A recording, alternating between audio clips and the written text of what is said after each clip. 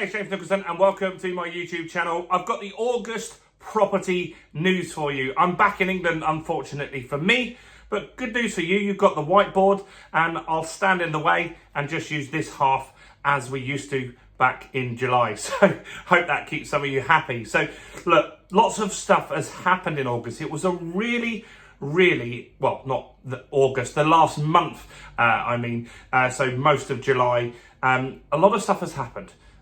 We've had price wars with mortgage rates, we've had interest rate cuts, we've had new stuff in the King's speech and more. So you might have missed some stuff, but also some new stuff in here as well. So before we jump into this, as always, if you haven't done already, do subscribe to the channel over there and hit that bell notification. We've hit 27,000 subscribers now. We're now on the way to 28,000. So thank you to everyone that does that. And while you're here, smash like, tickle like, do something to that like button. That helps me with the YouTube algorithm, gets more views on the channel.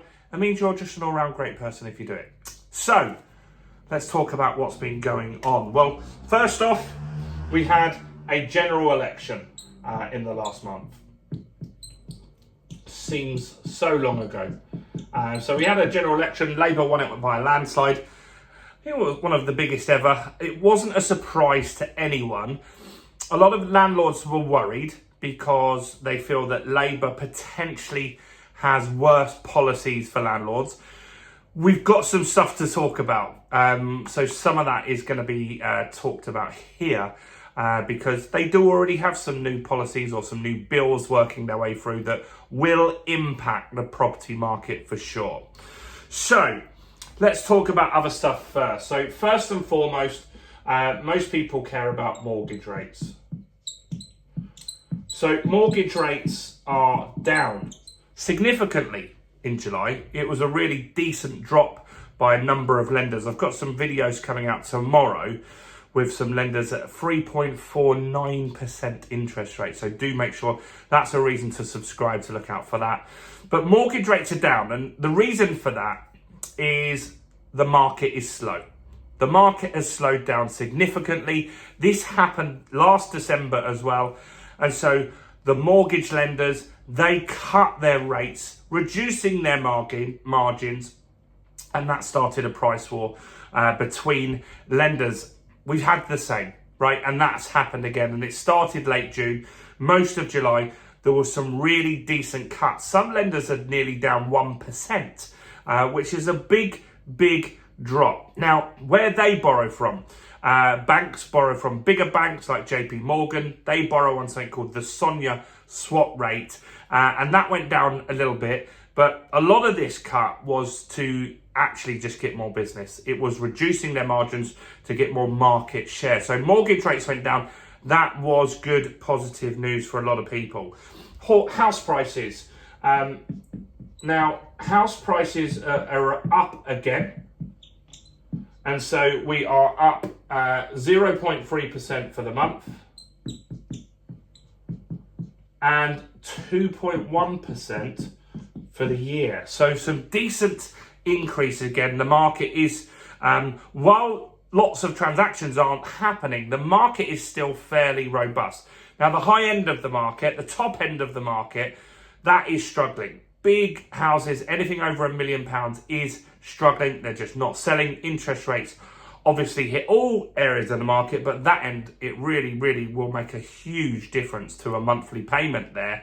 And so that's been hit. And lots of people are downsizing. So the lower end of the market, where the volume of the transactions happen anyway, some houses have done really well. Flats, small houses, they are moving still, but it is a slower market, right? So that's something to consider there. But house prices have been robust. It's interesting because we started this channel 2 years ago.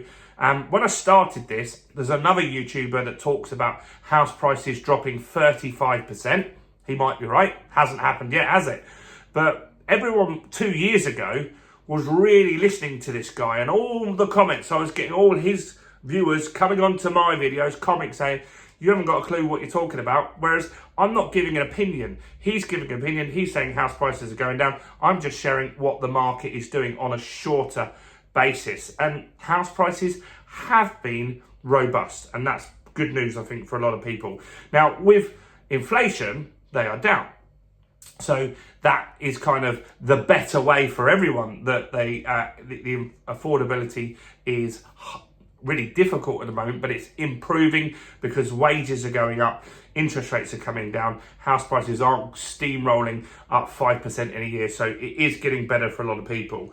The next one was the interest rates, the Bank of England.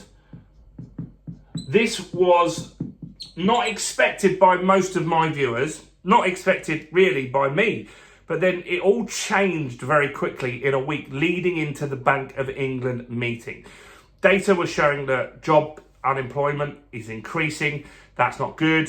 The economy is slowing down. We're starting, if you're watching this today, the stock markets are crashing because America is expected to potentially go into recession.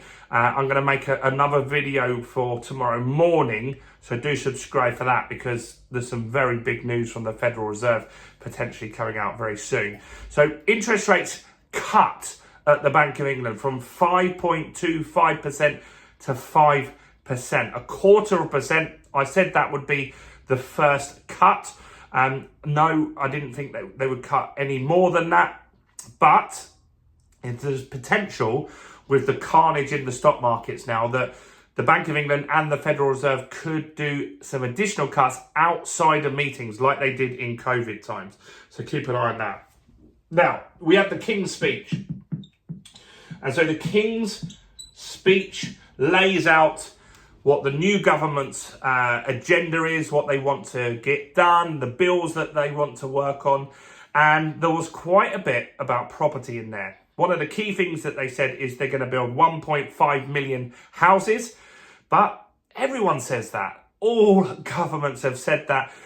I personally feel that that is going to be really difficult to achieve, because the big builders are not building because they can't, and they can't necessarily get planning. That could be in some areas, but they're not building because the interest rates are prohibitive. It means when they borrow money, it costs them significantly more. It also means when you or I go to them buy those properties that they've built, that our lending and affordability is lower because interest rates are higher. And so that's what's slowing them down building, is the interest rates.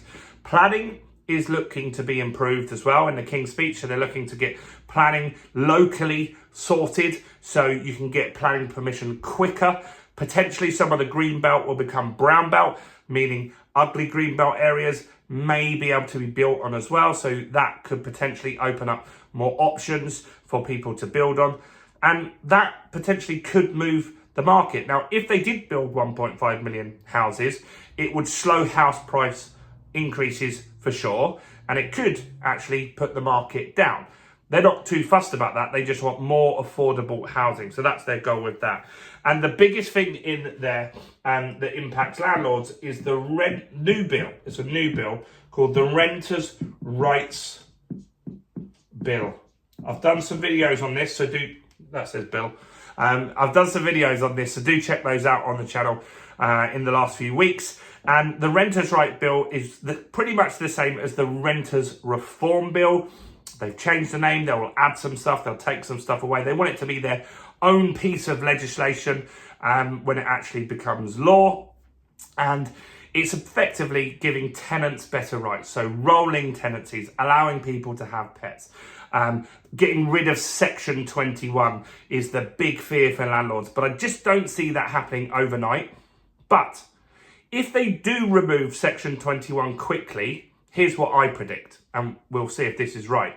I predict that if they remove Section 21 quickly, they'll just replace it with something that's almost as good for landlords as Section 21, but slightly toned down a little bit so they can tick their box and say they hit their manifesto target of getting rid of Section 21.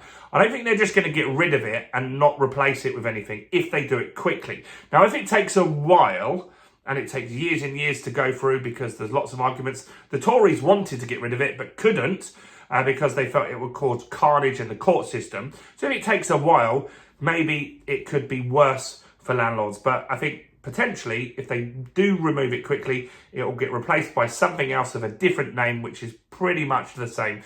So I don't think you have to worry too much. Anyway, that's what's been going on in the last month. It's been a great month. We've had house prices up, we've had interest rates down. The market should start to potentially move a little bit more. We need to see what's going on with the US data going forward. That is something to definitely keep an eye on. But do make sure you comment with anything that I've missed or any thoughts or opinions. I personally reply to every comment on the channel.